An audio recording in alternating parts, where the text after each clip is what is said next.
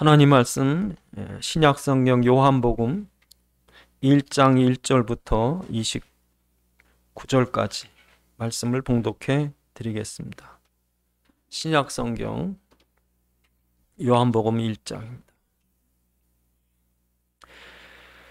태초에 말씀이 계시니라. 이 말씀이 하나님과 함께 계셨으니 이 말씀 곧 하나님이시라. 그가 태초에 하나님과 함께 계셨고 만물이 그로 말미암아 지은 바 되었으니 지은 것이 하나도 그가 없이는 된 것이 없느니라. 그 안에 생명이 있었으니 생명은 사람들의 빛이라. 빛이 어둠에 비치되 어둠이 깨닫지 못하더라. 하나님께로부터 보내심을 사람이 있으니 그 이름은 요한이라. 그가 증언하러 왔으니 곧 빛에 대하여 증언하고 모든 사람이 자기로 말미암아 믿게 하려 함이라. 그는 이 빛이 아니요 이 빛에 대하여 증언하러 온 자라. 참빛 곧 세상에 와서 각 사람에게 비추는 빛이 있었나니 그가 세상에 계셨으며 세상은 그로 말미암아 지은 바 되었을 때 세상이 그를 알지 못하였고 자기 땅에 오매 자기 백성이 영접지 아니하였으나 영접하는 자 곧 그 이름 믿는 자들에게는 하나님의 자녀되는 권세를 주셨으니 이는 혈통으로나 육정으로나 사람의 뜻으로나 하지 아니하고 오직 하나님께로부터 난 자들이니라.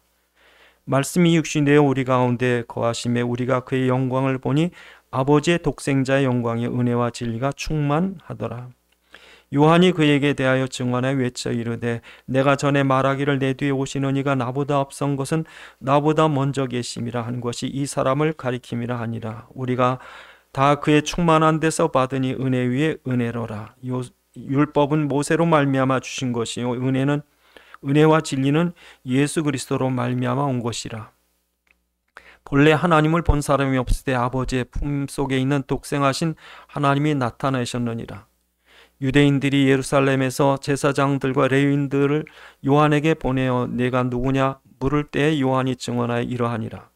요한이 드러내어 말하고 숨기지 아니하니 드러내 하는 말이 나는 그리스도가 아니라 한대. 또 묻되 그러면 누구냐 내가 엘리야냐 이르되 나는 아니라. 또 묻되 내가 그 선지자냐 대답하되 아니라. 또 말하되 누구냐 우리를 보낸 이들에게 대답하라. 너는 내게 대하여 무엇이라 하느냐. 이르되 나는 선지자 이사야의 말과 같이 주의 길을 곧게 하라고 광야에서 외치는 자의 소리라 하니라. 그들은 바리새인들이 보낸 자라. 또 물어 이르되 내가 만일 그리스도도 아니요 엘리야도 아니요 선지자도 아닐진데 어찌하여 세례를 베푸느냐. 요한이 대답하되 나는 물로 세례를 베풀거니와 너희 가운데 너희가 알지 못하는 한 사람이 있었으니 곧 내 뒤에 오시는 그이라. 나는 그의 신발끈을 풀기도 감당하지 못하겠노라 하더라. 이 일은 요한이 세례를 베풀던 곳 요단강 건너편 베다니에서 일어난 일이니라. 이튿날 요한이 예수께서 자기에게 나오심을 보고 이르되 보라 세상 죄를 지고 가는 하나님의 어린 양이로다. 아멘. 기도하시겠습니다. 아버지 하나님, 이 시간도 성령의 감동으로 살아있는 주의 음성 듣게 하옵시고 우리 깨닫는 지가 허락하셔서 말씀 안에 있는 주님의 뜻과 계획과 소원을 알게 하시며 주의 말씀에 붙잡힌 바 되게 하옵소서. 우리 주 예수 그리스도의 이름으로 기도드리옵나이다. 아멘. 성경의 주제는 예수 그리스도의 구원입니다. 그래서 이제 예수님께서 구약 성경에 보면 예수님께서 오실 것이다. 예수님께서 메시아로 오셔서 그가 너희를 구원할 것이다. 그렇게 구약 성경은 메시아를 기다리게 합니다. 그래서 구약 성경에 보면 얼마나 메시아를 애타게 기다리는지 몰라요. 간절히 기다립니다. 왜 그러냐면 애굽의 노예가 됐었거든요. 바벨론 포로 됐었거든요. 로마에 속국됐었거든요. 그러니까 어떻게 이 무거운 짐에서 우리를 해방시켜 줄 메시아가 언제 나올까? 그렇게 이제 구약 성경 내 메시아를 기다리게 한 겁니다. 그 메시아는 다름 아닌 예수 그리스도죠. 그래서 예수 그리스도가 나타날 때 그때 세례 요한이 딱 말하는 거예요. 너희가 메시아 기다렸느냐? 그 메시아가 바로 이분이시다. 정확히 오늘 본문에 이 세례 요한이 성경의 이사야 선지자에게 미리 얘기를 했어요. 이분이 오실 거다. 근데 세례 요한이 그 메시아를 딱 가리키는 이분이시다. 이분이 바로 너희에게 약속한 메시아가 이분이다 라고 하는 그 순간부터 예수님의 공생애는 시작되는 거예요. 그러니까 지금도 역사가 그럽니다. 여러분이 누구에게 가서든지 어떤 갈급한 사람이 영적인 문제 때문에 고통받는 사람에게 가서 정확하게 당신이 메시아가 필요합니까? 구원자가 필요합니까? 해결자가 필요합니까? 하나님이 그 구원자를 주셨는데 그분이 예수 그리스도입니다. 여러분 예수 그리스도입니다 라고 선포할 때부터 복음의 역사는 시작되는 거예요. 이게 중요하죠. 이게 참 중요합니다. 이 선포가 중요합니다. 그래서 언제든지 누가 임명될 때 선포하는 거예요. 뭐가 될 때 오늘 이 사람이 우리 반의 반장이 됐습니다 선포될 때부터 이 사람이 반장 역할을 하는 거예요. 그처럼 누구다라고 선포하는 게 굉장히 중요합니다. 그래서 그 예수 그리스도를 선포한 세례 요한, 그러니까 여러분 생각해 보면요, 어느 날 갑자기 예수님이 저 강원도 산골에 나타나가지고 내가 메시아다, 누가 알아요? 왜 갑자기 메시아? 그런 사람 많습니다. 우리나라에 자기가 메시아라 그리스도라고 하는 사람이 30몇 명 된대요. 어느 그 옛날에 탕명환이라고 하는 이단 연구하는 분이 계신데 우리나라에 예수라고 하는 사람이 30명이 넘고 자기가 하나님이라는 사람이 10몇 명 된대. 그래서 우리나라가 잘 사나 봐요. 하나님이 많아요. 계룡산 가면 하나님이 그렇게 많대요. 그게 누가 진짜인 줄 알아요? 여기저기서 뭐 내가 메시아라고 그러는데. 근데 성경은 뭐라고 그랬냐면요, 이사야서 40장에 너희가 포로에서 해방될 자를 보내겠다, 너희 그 묶인 데서 풀어줄 자로 온다. 그 성경이 분명히 우리에게 그걸 얘기를 하면서 광야에 외치는 자의 소리가 있을 것이다. 그가 주의 길을 예비하고 그 길을 곧게 할 것이다. 그렇게 미리 외칠 자를 보낸다고 그랬어요. 그래서 여러분 요한이 어떻게 나타나냐면요, 누가복음 1장에 읽어보시면 누가복음 1장에서 사가랴라는 제사장인데 애를 못 낳아요. 두 내외가 애를 못 낳으니까 아예 늙도록 애가 없었어요. 그래서 그 제사장의 반차를 따라서 사가랴가 그 대속죄일 날 그 지성소 안에 하나님의 언약궤가 있는 그 안에 들어가는 순서가 돼서 들어갔는데 천사가 갑자기 나타나. 사가랴, 이사야 선지자에게 말한 그 사람을 너를 통해 주겠다. 너 아들 낳을 거다. 그 아들이 이 이사야가 말한 광야의 소리라. 그리고 그 이름을 요한이라고 그래라. 그러니까 태어날 수 없는 아이가 하나님이 주신 거고, 아예 지 마음대로 이름 짓고 할 게 아니라 하나님이 아예 지명해서 이름까지 주고. 근데 사가랴가 못 믿겠다는 거야. 이건 말도 안 되는 말이야. 어떻게 납니까? 불신앙하니까 네가 안 믿어? 너 벙어리 돼. 그래서 그다음부터 말이 안 나오는 거예요. 그래서 대제사장이 그 대제사장의 그 지성소 안에 사역을 하다가 벙어리가 돼서 나왔다. 그 잘못하면 죽거든요, 그 안에. 벙어리가 됐어요. 나중에 벙어리가 됐다가 이 아이가 진짜 태어나고 이름을 요한이라고 이제 써는 거예요. 써서 이 이름 요한이라고. 그 입이 뻥 열리는 거죠. 그러니까 요한이라는 사람은 이 아무렇게 어느 날 갑자기 나타난 게 아니라 하나님이 준비하고 예언했다가 천사가 나타나서 절대 태어날 수 없는 애를 태어나게 해서 이름까지 져서 그렇게 정확하게 메시아를 가리킬 사람이 나타나고 그 가리키는 그 사람이 바로 메시아다. 이렇게 정확히 성경이 되어 있는 거예요. 그러니까 여러분 생각해 보면, 세례 요한처럼 정확한 목적을 갖고 태어난 사람이 없는 거예요. 태어나기 전부터 그 목적과 이유를 성경이 밝혔고, 태어나면서도 하나님의 능력으로 태어났고, 그리고 그가 살아가는 모든 삶의 목적도 바로 메시아가 온다고 외치는 소리가 된 거죠.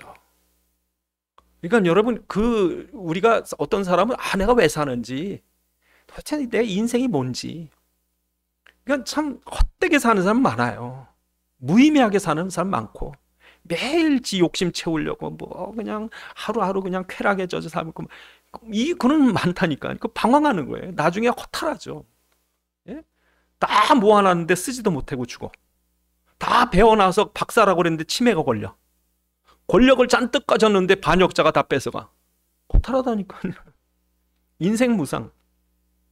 그런데 여러분, 세례 요한은요, 정확하게 계획이 있고 목적이 있고 하나님의 완전한 손길 속에 살아가요. 근데 만약에 요한만 그랬다면 여러분은 아무것도 아니지만, 요한을 이 성경 요한의 그런 사실을 성경이 말씀한 것은 또한 우리도 그렇다는 거예요. 우리도. 우리가 그리스도 안에 목적과 이유를 갖고 있다면 우리도 하나님의 완전한 계획 속에 살고 있는 거죠. 이게 중요하죠. 여러분이 그리스도가 없다면 막 살아도 돼요. 그리스도가 있기 때문에 그리스도를 외치는 자의 삶, 그렇게 될 때 요한처럼 여러분이 나를 그리스도 때문에 예비하셨구나, 내 그리스도 전하라고 나를 살게 하셨구나, 내 지식과 재산과 모든 나의 현장이 그리스도를 위한 삶을 주셨구나. 그럴 때 여러분 하나님 완전한 계획 속에 있는 거예요. 그렇죠? 그러면 우리는 또 다른 세례 요한의 삶을 살고 있는 거죠. 그래야 된다는 거예요, 성경은. 그리고 두 번째로 요한이 중요한 것은 요한의 목적이 무엇입니까? 그리스도를 드러나는 거예요. 그러니까 요한이라고 하는, 세례 요한이라는 사람은요 늘 그리스도를 기다리는, 그분이 오신다고 그랬는데, 성경에 분명히 요한이 오늘 본문에도 말씀합니다만, 네가 세례를 주면, 세례를 주다가 세례를 줄 때 성령이 임하심을 보면 그가 그리스도다. 하나님 미리 말씀했다니까요, 요한에게. 그러니까 세례 요한은 광야 나가서 누가 올지 모르는 거예요. 중에 메시아가 오셔야 되니까. 메시아 와서 세례 받는다고 그랬으니까. 그러니까 사람들에게 나타나서 소리 지르는 거예요. 여러분이요, 당신들은 지금 메시아를 맞으셔야 됩니다. 메시아를 맞기 위해서 죄를 씻고 회개하는 세례를 받으셔야 됩니다. 그러니까 그 소리를 듣고 메시아 만나고 싶은 사람들은 온 거예요. 내 죄가 이걸 해결돼야 되는데. 그 사람들이 얼마나 많이 몰려오는지 몰라요. 왜요? 그 당시 이스라엘이 로마에 속국되었을 때 우리가 이렇게 고통받는 건 죄 범죄해서 그렇다. 그러니까 이 죄를 해결하려면은 이 그리스도가 오셔야 되는데 그분을 맞을 준비를 해야 되지 않느냐. 그러니까 수많은 사람이 몰려오는 거예요. 몰려오는데 오늘 본문에 보면 세례 요한이 그러는 거예요. 내 뒤에 오시는 분이 있다. 그러니까 사람들이 얼마나 세례 요한 신령하게 보이는지, 세례 요한이 메시아인 줄 알았거든요. 나가 아니라 내 뒤에 오시는 분이 있다. 그러다 어느 날 예수님을 만나는 거죠. 그래서 오늘 본문에 보면 성경은 메시아를 정확히 가리키면서 이분이 메시아다, 이분이 그리스도다, 보라 세상 죄를 지고 가는 하나님의 어린 양이로다. 정확히 되는 거예요. 정확히. 그러니까 여러분, 오늘도 우리가 이 살아갈 때 목적을 잃어버리면, 내가 지금 서울 가야 되는데 길을 잃어버렸다, 불쌍한 인생 되는 거예요. 그러니까 그 배나 비행기나 이런 이 방향을 잃고 가야 되는 데는요 반드시 나침판이 필요한 거예요. 배에 나침판이 있는 거예요. 근데 나침판이 정확히 동서남북을 가리켜야 되는 거예요. 이쪽이 길이다. 그 나침판이 만약에 흔들려 버린다 그러면요, 그 다음 배는요 좌초하고 말아요. 그러니까 세례 요한의 중요한 것은 바로 이분이 메시아다라고 명확하게 가르쳐야 되는 거예요. 여러분 인생이 그래요. 여러분 인생이 내가 누군지 알아, 그게 아니라 이분이 메시아다. 그러니까 여러분의 방향키는 어디다 딱 대고 있어야 돼요? 그리스도예요. 그러니까 누가 사람들이 여러분을 딱 보면 난 당신 보니까 꼭 예수 보는 것 같아, 이래야죠. 이래야지. 어쩜 삶이 그렇게 맞춰 있냐고. 그리스도께 맞춰 있어야 되거든요. 그래서 여러분 만약에 그리스도께 맞춰 있지 않으면 방황하는 거예요. 왜 사는지, 왜 공부해, 왜 돈 벌어야 되는지, 왜 성공해야 되는지. 그리스도 때문에. 그러니까 그 방향이 딱 정해져 있으니까 사람들이 여러분 보면 길을 찾는 거예요. 그걸 안 하면 이 지구가 흔들리는 거예요. 지구가. 그래서 여러분 세계 대전이 일어나고 세계 재앙이 오고 어느 때 그럽니까? 교회가 이 방향을 상실할 때. 교회가 방향을 상실하는 거예요.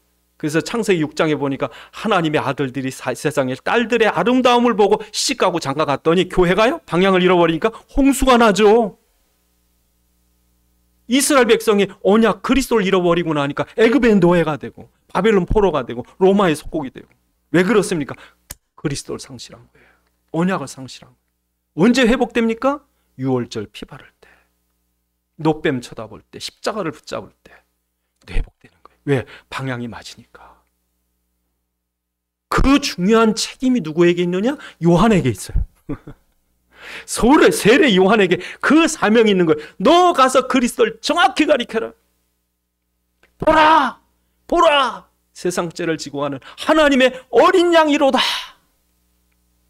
그러니까 그 중요한 사명이 누구에게 있다? 오늘 내게 있다. 여러분에게도 있다. 그래서 사는 거예요. 여러분 왜 사세요? 거기에 우리의 삶의 방향 있고 목적 있는 거예요. 그래서 여러분 세례 요한이 예수님 오는 길을 가리키는데 아무리 봐도 세례 요한이 너무 사람들이 많이 모이니까 이 유대인들, 제사장들, 바리새인들이 궁금한 거예요. 왜? 메시아가 왔나? 진짜 메시아인가? 근데 이 사람들은 메시아 오는 게 별로 안 반가워요. 왜 안 반가우냐면 지금 이 제사장이나 바리새인이나 서기관의 이 사람들이 지들이 하나님 노릇했거든.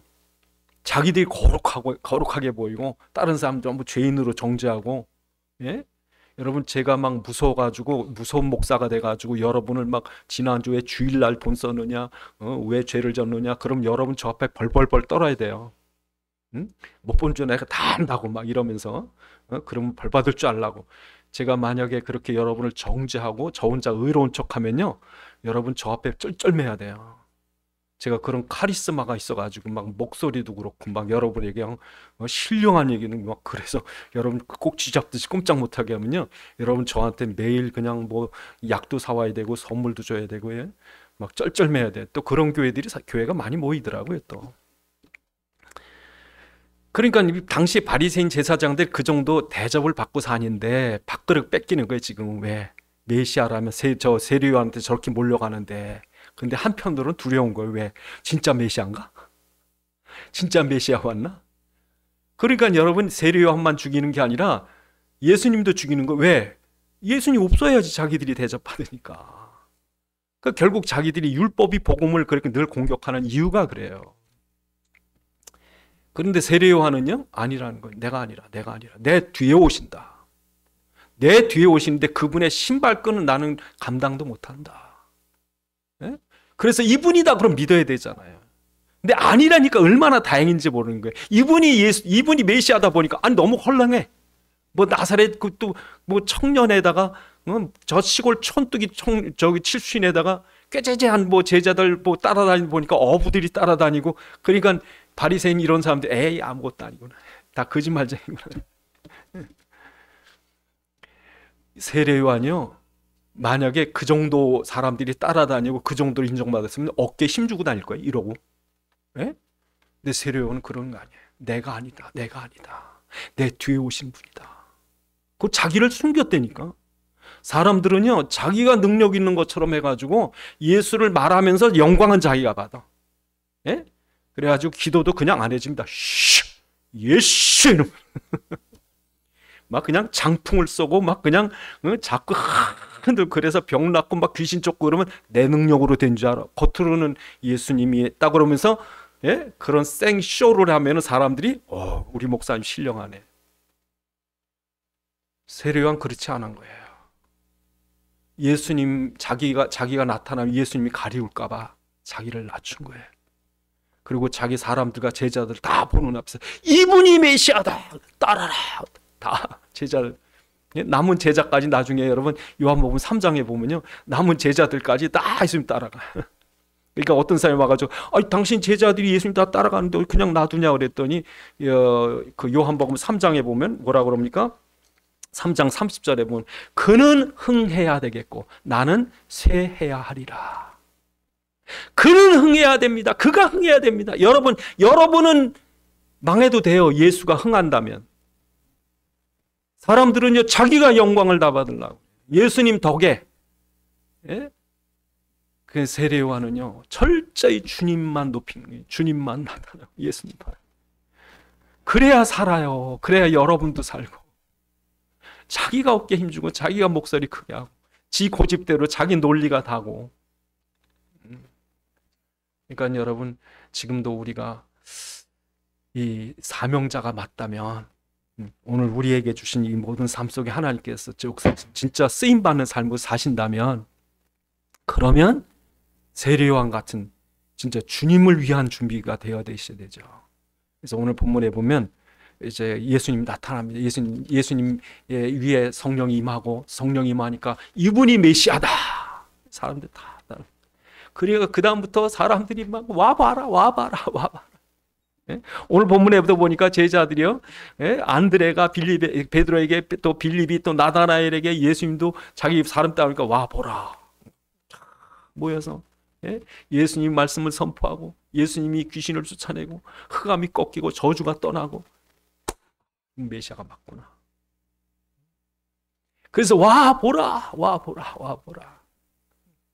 그래서 여러분이 사람들에게 그 말을 해줘야 돼요. 오늘 본문에 와보라 그런 말씀이 여러 번 있습니다만, 그 예수님도 와보라 그러셨고, 39절에 와보라 그랬고, 46절에 나다나엘이 이르되 나사렛에서 무슨 선한 일이 날 수 있느냐, 빌립이 이르되 와서 보라, 와보라. 여러분, 사람들에게 그런 말을 해주실 수 있어요? 와보라, 와서 보라. 우리 교회 좀 와서 봐라. 예수님 말씀 좀 들어봐라. 와보라. 보여줄 게 있어야지. 왜 와보라고 하나요? 보여줄 게 없으니. 어떤 사람이 저희 그 어릴 때 테레비가 별로 없을 때요, 테레비들 갖고 있는 집들이 적었잖아요. 옛날에 저희는 저희 동네 2대가 있었어요. 양로원에 하나하고 어느 큰 부잣집에 2대가 딱 있었는데, 기밀 레슬링만 하면 집이 터집니다. 그러니까 테레비가 없었는데, 그 다음부터 여러분 70년대 넘어가니까 이 집 저 집 테레비를 사더라고요. 테레비를 사니까요, 그 다음부터 사람들에게 자랑을 하는 거예요. 우리 집에 와봐라. 와봐라. 자랑하고 싶어서. 여러분, 그리스도가 있으면 자랑하게 돼 있는 거예요. 와보라, 와보라. 뭘 보여주셔야 돼요? 와보라 할 때 첫 번째로, 와보라 그럴 때 첫 번째로 예수님이 창조주이심을 보여주셔야 돼요.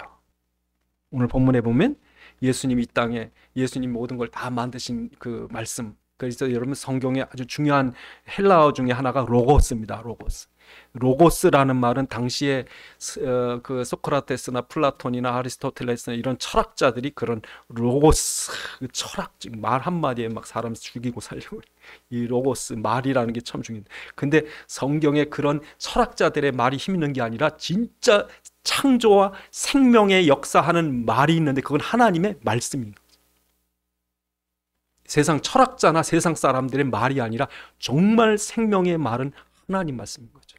그래서 오늘 보면 1절에 태초에 말씀이 계시니라, 이 말씀이 하나님과 하시라, 이 말씀이 곧 하나님이시라. 만물이 그로 말미암아 지은 바 되어서 지은 것이 하나도 그거 없이 된 것은 없느니라. 처음에 말씀이죠, 말씀. 그래서 하나님이 세상을 말씀으로 창조하신 거예요. 근데 사람은 하나님 자기 형상을 가진 자녀로 창조했습니다. 성경이 뭘 말합니까? 인간이 타락하고 범죄해서 사단의 종이 되고 어둠의 권세에 잡힌 거죠. 아무 소망 없는 깜깜한 인생이 되어버려요. 이 캄캄한 인간, 흑암의 권세에 잡힌 이 인간, 거기에 오늘 본문에 하나님이 우리를 살리려고 생명의 빛으로 오셨느니라. 생명의 빛으로 왔다. 그러니까 여러분, 이 어두운 세상에 창조의 능력인 당신이 말씀으로 이 땅에 오셔서 다시 육신을 입고 우리를 위해 피 흘려 주려고 오신 거예요.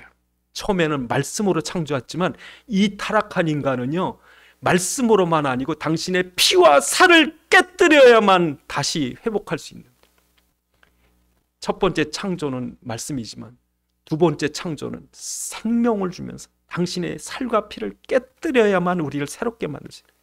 그래서 여러분, 차 새로 만들 때는요, 그냥 있는 부품을 척척척 붙이면 새 차가 딱 나오지만, 사고가 깨져가지고 쭈그러진 걸 새로 만들려면 그걸 다 두드려 펴서 색을 칠하고 몇 배 힘듭니다. 여러분. 집 짓는 것도 새로 집 짓려면요, 터 딱 닦아놓고 척 지면 돼요. 흔집 고치려면요, 몇 배 힘든 거예요. 이게 하나님 우리를 새롭게 하기 위해서 말씀이 육신이 되어 우리 가운데 오신 거예요. 그 피와 살을 깨뜨려서 우리를 제2의 창조, 새 피조물이 되게 하신 거예요. 마귀의 종으로 쭈그러져 있는 어둠에 잡혀있는 인간이 그리스도가 우리 안에 생명의 빛으로 오셔서 우리를 새롭게 하신 거예요.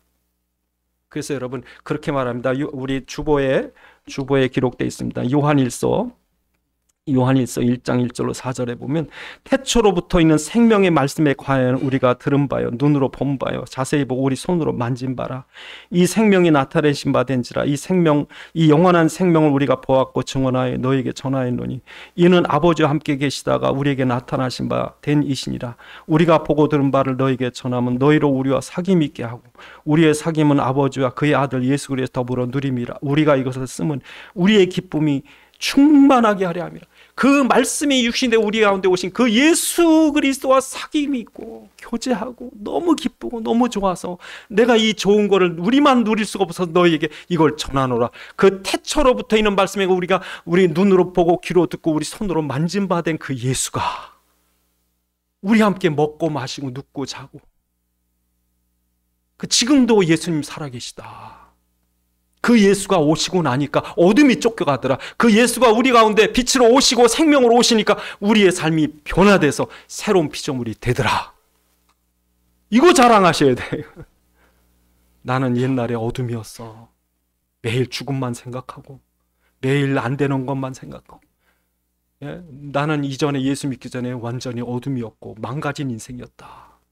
예수를 믿고 나니까 그 내가 한 것이 아닌 그분이 나를 만들어 가시더라.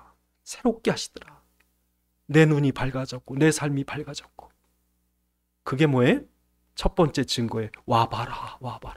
나는 새로운 비전 새 것이 됐다. 아무 소망 없는 내게 이런 소망을 주셨다. 얘기하셔야 됩니다. 여러분이 첫 번째 증거를 하셔야 돼요. 이분이 메시아다. 그는 창조의 그 능력, 생명의 능력으로 내게 빛으로 오셨다. 그래서 여러분 첫 번째 여러분 그렇게 예수님을 와보라 그래야 되고요. 두 번째로 와보라. 뭘 보라 해줘야 돼? 세상 죄를 지고 가는 하나님의 어린 양이로다. 짐을 진. 여러분 이스라엘 백성들이 짐을 진 것이 얼마나 무거웠냐면요. 이집트에 가면 이스라엘 백성이 어디 머물렀냐? 고센 지방 라암셋 지방에 있었습니다. 그 라암셋 고센 지방에서 이스라엘 백성이 뭐 했냐면 노동을 했어요. 그래서 여러분 고대 이집트의 피라미드 같은 어마어마한 고대 건축물들 이거 다 하려면 무거운 돌을 다 쳐야 돼요.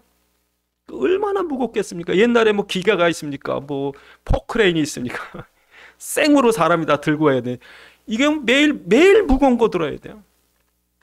그러니까 고대 옛날 군인들이나 건축자들이나 이런 사람이 너무 힘들었대. 가면은 성벽을 쌓아야지, 건축물 쳐야지, 길 닦아내야지 다 몸으로 부딪히는 거예요. 그런데 이스라엘 백성은 아예 애굽의 노예였거든요. 거기다가 아예 애굽 왕 바로가 죽이려고 작정을 하고 일을 시킨 거예요. 여러분 생각해 보세요. 여러분 이 일을 해서 돈을 보고 이 일을 해서 내가 보람이 있다 그러면 일할 만합니다. 그런데 일을 시켜서 죽이려고 한다면요, 그건 너무 고용인 거예요. 근데 이스라엘 그런 거예요. 여러분 고용. 그 짐을 진 것이 누구냐? 우리라는 거예요. 우리라는 거예요. 여러분들이라는 거예요. 저와 여러분들이 이 짐을 지고 사는 거예요. 이 짐이 얼마나 무거운지. 예? 사단의 저주에 잡혀가지고 우리가 여러분 이 무거운 죄와 저주의 짐을 지고 사는 거예요. 해결할 수 없는 고통을 지고 사는 거예요. 이 비참한 운명을 지고 사는 거예요. 누구도 이걸 해결해 줄 수 없는 거예요. 짐을. 여러분 그런 짐을 지고 사는 우리에게 그게 어느 날 예수 그리스도를 믿는 날 없어졌다. 여러분 사형수가 얼마나 짐이 클까요? 근데 여러분이 사형수거든. 언제 죽을 줄 알아? 죽음을 선고받고 사는 거예요. 창세기 3장에 인간이 범죄하고 나니까 정령 죽으리라. 인간이 죽는 그 죽음의 형벌 속에. 그러니까 사형수가 갖고 있는 그 무거운 짐이 얼마나 그 죽음이라는 무거운 빛에 빚을 져가지고 여러분 우리가 갚을 수 있는 뭐 단돈 몇백만 원이 아니라 어마어마한 돈의 빚을 지고 사는데 어떻게 살겠어요? 숨도 제대로 못 쉬잖아요. 그런데 어느 날 여러분 정말 능력 있는 사람이 나타나가지고 너는 사형에서 면제, 너의 모든 그 부채를 내가 다 탕감해 준다. 그 다음부터 어떻게 합니까? 날아가는 거지. 여러분 이제까지 여러분이 그 죄짐을 지고 살았다고. 그 무거운 여러분 사형수의 짐, 죄의 빚의 짐, 죽음의 빚의 짐을 지고 살았다. 이걸 갚으려니까 죄값 받는 거예요. 죄값. 그러니까 사람들이 왜 하나님 나한테 이런 고통을 줍니까? 불신자들이 그러잖아요. 죄값이.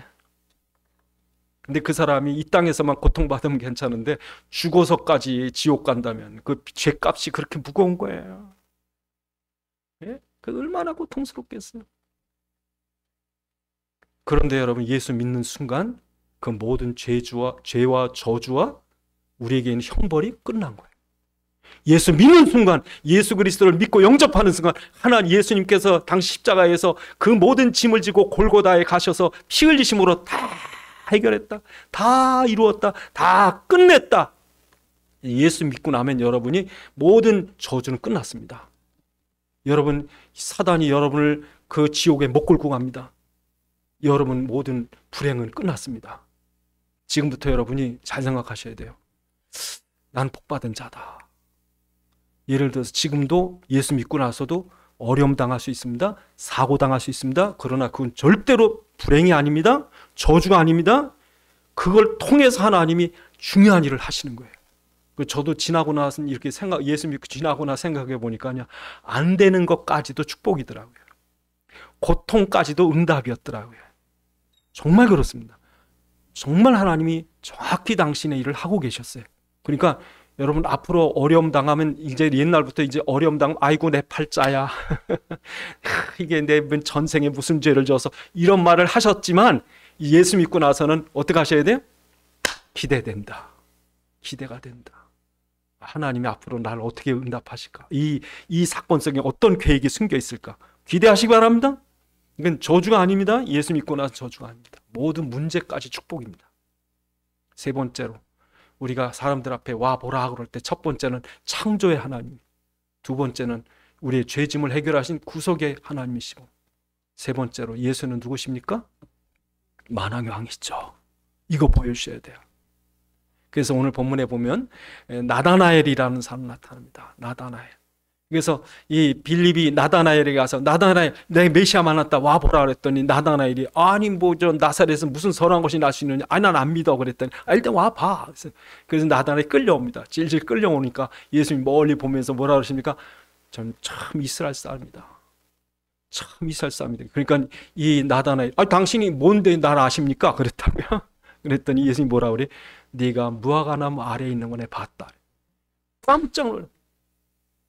당신이 참 임금이십니다. 나다나의 입에서 당신은 참 이스라엘의 임금이십니다. 여러분, 그 당시에 이스라엘 사람들이 얼마나 메시아를 기대하는지 몰라요. 그런데 어느 날 마카비라고 하는 왕조가 일어나가지고 저 헬라 그리스 군대에서 독립을 시켰어요. 이스라엘을 잠시 한 100년 동안. 그때요 모든 이스라엘 사람 하나 떠난 게 없이 저 마카비 가문이 메시아가라는 메시아.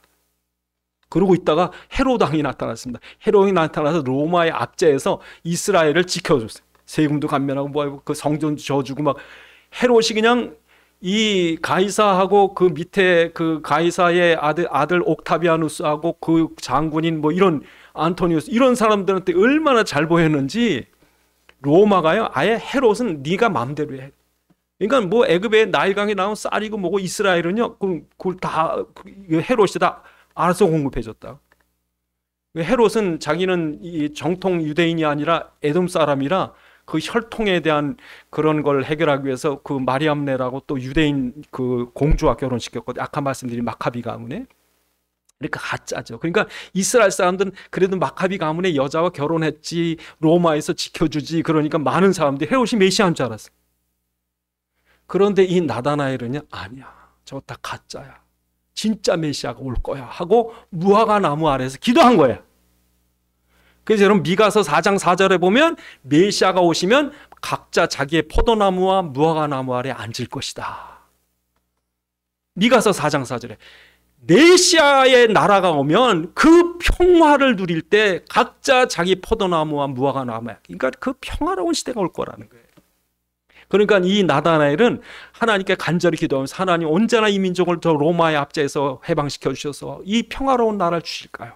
저 가짜 메시아, 가짜 왕들, 가이사가, 헤롯이, 저들 다 가짜 왕들, 진짜 이스라엘의 임금을 우리에게 보내주십시오 라고 기도하고 있었는데 예수님이 나다나엘 보고 이스라엘 사람 어떻게 나랍니까? 너 무화과 나무 알아? 이제 그랬더니 나단에 당신이 진짜 이스라엘 임금입니다. 그랬더니 네가 널 무화과나무 아래 봤다고 임금이라고 그러냐? 이거보다 더 큰 일을 볼 것이다. 그럼 마지막 절 51절에 뭐라 그럽니까? 51절에 50절에 내가 무화과나무 아래서 보았다 하므로 믿느냐? 이보다 더 큰 일을 보리라. 또 이르시되 진실로 진실로 너희에게 이르노니 하늘이 열리고 하나님의 사자가 인자 위에 오르락 내리락 하는 것을 보리라. 여러분, 예수님께서 하늘과 땅의 모든 권세를 가지시고 오르락 내리락 하는 저 야곱의 꿈의 사닥다리 그 하나님이 지켜주시니까 야곱이 걱정 마라. 네가 어디를 가든 나 함께하면서 너를 내가 축복하고 지켜주겠다. 하늘과 땅이 팍 된 것처럼 그 막혔던 하늘이 열리고 예수님을 통해서 하늘과 땅의 모든 권세를 가진 만왕의 왕으로 세상을 통치하시는. 여러분, 우리나라가 왜 일제시대를 고통으로 여겨집니까? 일제의 지배를 받아서 그래요. 착취를 당하고 모든 것 뺏기고 심지어 이름까지 뺏기고 말까지 뺏기고.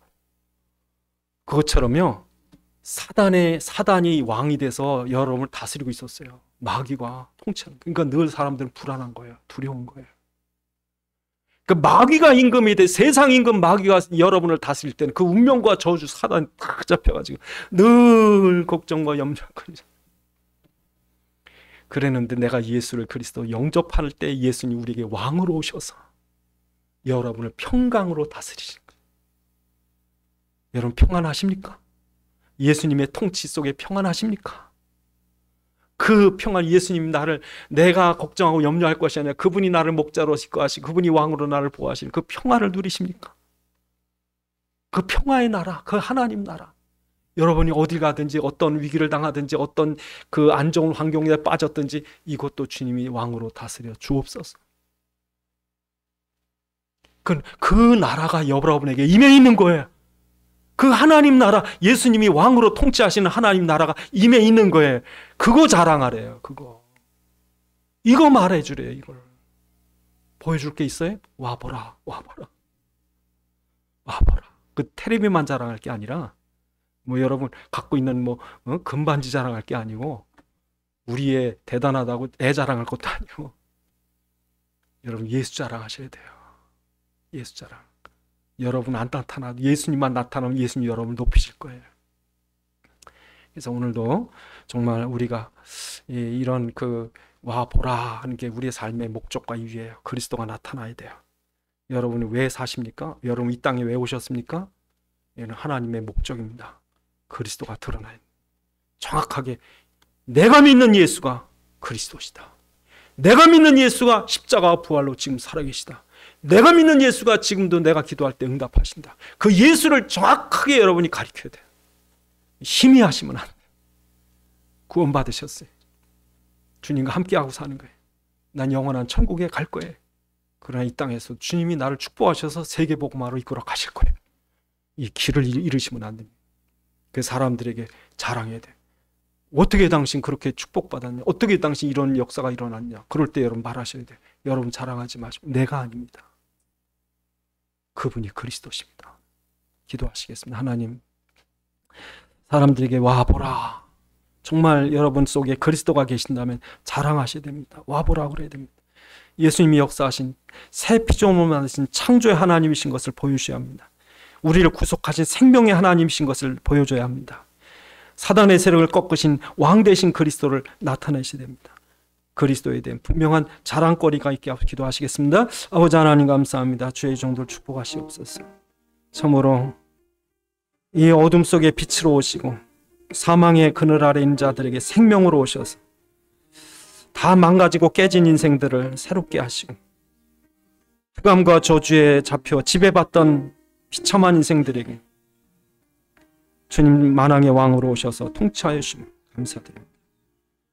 정말 우리 삶 속에 그리스도를 나타나게 하시고 그리스도를 정확히 드러날 수 있는 삶 되게 하여 주옵소서. 아버지 하나님, 정말 우리 속에 그리스도가 계심을 믿습니다. 주님께서 내 속에 역사하심을 믿습니다. 나를 축복하시고 우리 가운데 하나님 나라 세워가심을 믿습니다. 사람들에게 이 증거를 나타나게 주옵소서. 우리 주 예수 그리스도의 이름으로 기도드리옵나이다. 아멘.